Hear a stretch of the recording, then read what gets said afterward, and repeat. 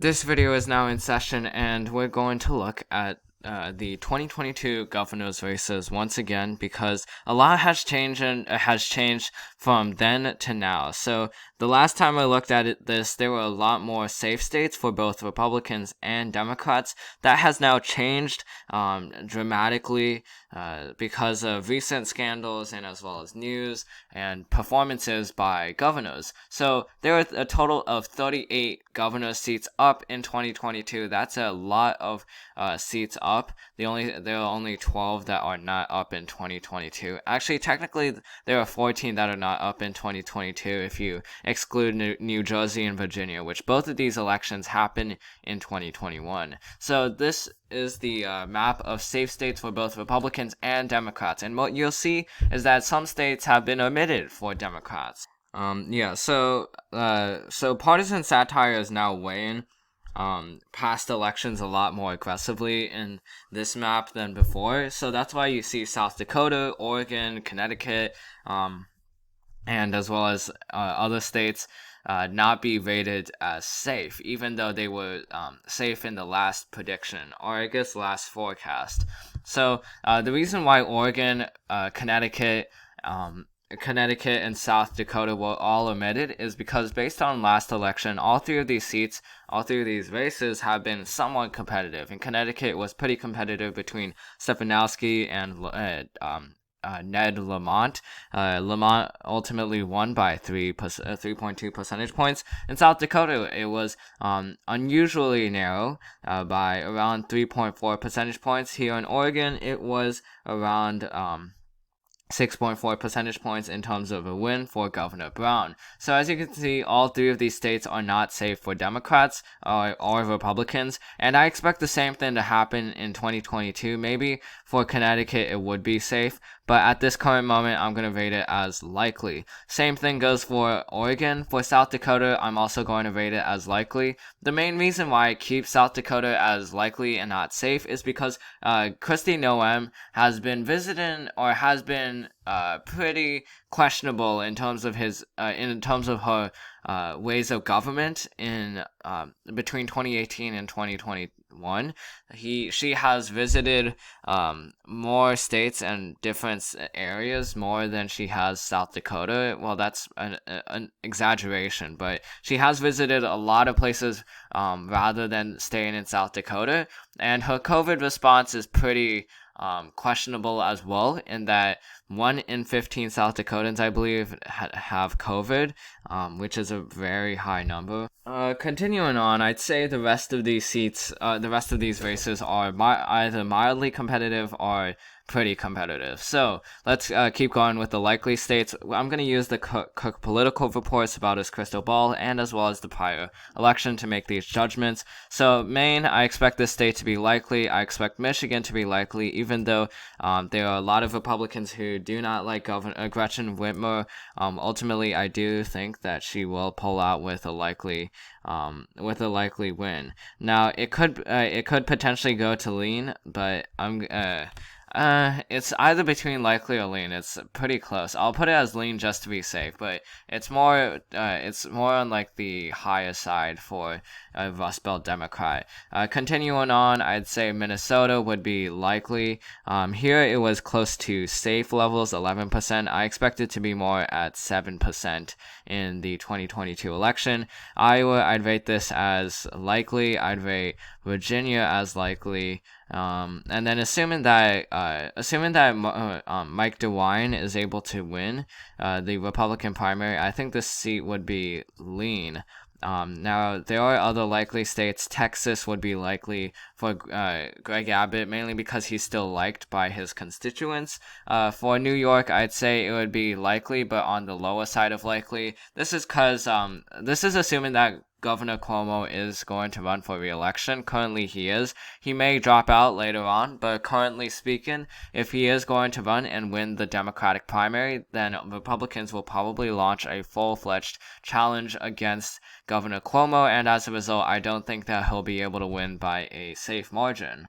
And then, yeah, those are all the states that would be rated as likely. And you can see some emissions here: Maryland, Alaska, and Kansas. These three states are the main ones that you think would not be lean or tilt, but they are. And that's just how governors' races work. A lot of times, the people in a state might vote differently for a national kind of candidate or a candidate who's representing them rather than a candidate who's governing them. That's why you see in Massachusetts, Vermont, and New Hampshire, all of these three states have Republican incumbent governors who are not term limited yet are liked by their constituents, even though they are the same people who vote for Joe Biden, who vote for Bernie Sanders, and other Democrats in federal offices. It's just that governor's elections don't matter as much in the, I guess, national landscape, and as a result, a lot of constituents have more of a leeway to vote for someone they find who could truly govern their state rather than represent it, because those are two different things. Now over to the lean states, I'd say that Nevada would be lean for Democrats, Maryland would be likely for Democrats. Actually, no, lean for Democrats at this moment. It's close to being likely though. And then Wisconsin, I would say lean for Democrats, and that is it. For Republicans, I'd say that Alaska is lean, and so as Florida. Now, the reason why I say Maryland is lean and not likely is because Larry Hogan is the incumbent governor, and he is a Republican. Now, the Maryland governor's race has not been fully secured in terms of who would be the Democratic Party's nominee or who would be the Republicans. That said, I do think that the Democrats will ultimately win out no matter what happens because Larry Hogan is term limited, so he can't run for another election. But I do still say it's lean just because Larry Hogan is not out of office yet. So those are the lean states. Alaska, I'd say it's lean because it's trending more Democratic. You can watch our video that states why Alaska will turn purple by 2028. And then, especially if Democrats are able to coalesce around an independent candidate who will caucus with the Democrats if they win, that is a very big, that would be a pretty big deal for people in Alaska and especially for Democrats in Alaska, and it could ultimately make this race competitive. Someone who is like Tom White, someone who's like, I guess, Al Gross, but even better, maybe like Alyssa, Alyssa Galvin. So now let's move over to the tilt states. For Democrats, I'd say Kansas is tilt, Pennsylvania is tilt, Arizona is tilt. Arizona I'd say is tilt. And then for Republicans, I'd say Georgia is tilt. So the reason why I say Pennsylvania and Arizona are tilt is because that both of these states have voted for Democrats or for Joe Biden in 2020. Now, obviously, that's not enough because I say that that Georgia is tilt Republican. That said, I do think that Pennsylvania, because it has an incumbent Democrat, that it will continue to vote Democratic. And you also have to realize that there's a very, very important Senate race in Pennsylvania in 2022, and John Fetterman as well as Malcolm Kenyatta are both Democrats in that state running to become the 2022 next senator of Pennsylvania to replace Pat Toomey, and that could extend to the governor's race where there could be a Democratic boost just because John Fetterman is also on the same ballot. Now, for Arizona, I'd say that it's becoming more Democratic, and Republicans have just been screwed up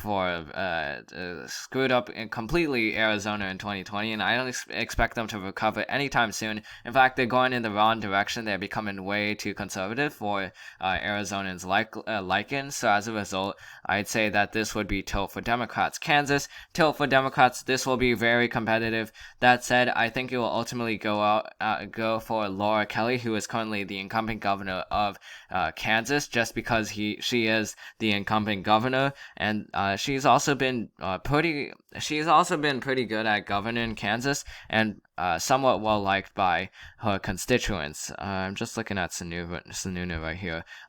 So yeah, that's Kansas. For Georgia, I'd say that would go for Republicans, primarily because Brian Kemp is the incumbent governor of Georgia, and he is not he is term limited, but he is only into his first term, so he has the ability to run for re-election, and he is going to run for re-election. As a result, if he wins the Republican primary, I expect him to win against Stacey Abrams, who will most likely be the Democratic the Democratic nominee. That said, it's going to be a contentious race, and Stacey Abrams could pull out more cards to get Black Americans to vote for her, just like they did for Jon Ossoff and Raphael Warnock in 2020, giving her a win in Georgia for 2022. So this is the final map, 25-25, split even between Republicans and Democrats. There are a lot of flips for Democrats. There's a flip in Arizona, flip in actually not in Pennsylvania, but rather a flip in Maryland, and there should be one other flip, but there might not be.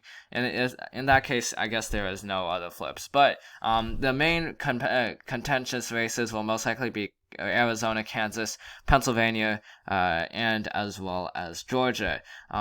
Florida, I would normally rate this as tilt, but Ron DeSantis is currently the incumbent governor of Florida, and he's pretty well liked among his constituents. He has a very high favorability rating, which leads me to believe that he'll easily win in Florida's election in 2022. So that's the end of this video. I hope you enjoyed it. This video is now adjourned, and I'll see you in the next one.